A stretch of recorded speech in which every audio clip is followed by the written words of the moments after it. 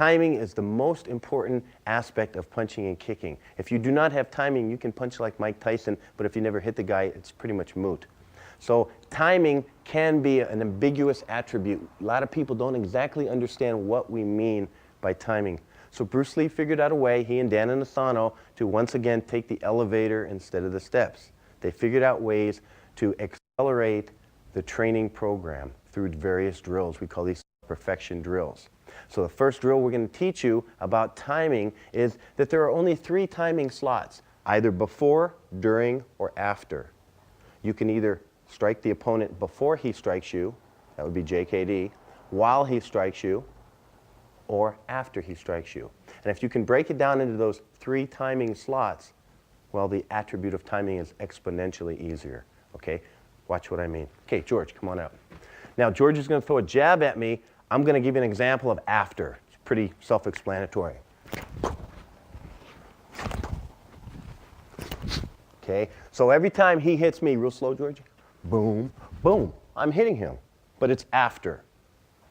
Okay? So what we want to do is when the jab goes out and it's on its way back, you're going to slip out of the way and then come back in slowly. Now again, what you just saw was after.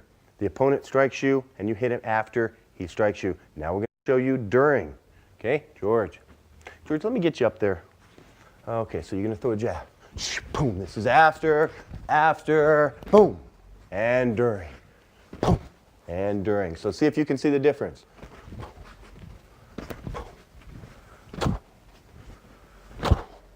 Thanks, George. So again, we're looking at the opponent. We're reading him. If you don't observe your opponent, you can't have timing. You won't be able to intercept. You won't be able to control the distance. And in a fight, you want to be the puppeteer, and he has to be the puppet.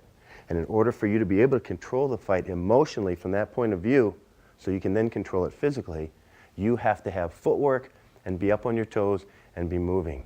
And you have to have the 3 timing slots of before, during, and now after. For our final timing slot, this is going to be before. And I'll review everything with you.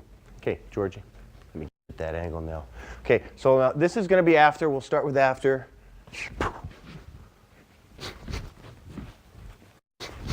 Now I'm going to go to during.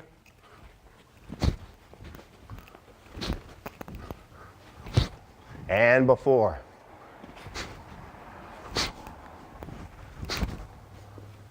Typically, you would not intercept the jab with a jab. Typically, you would use the jab to intercept and intercept a slower tool, a cross, a hook, a kick.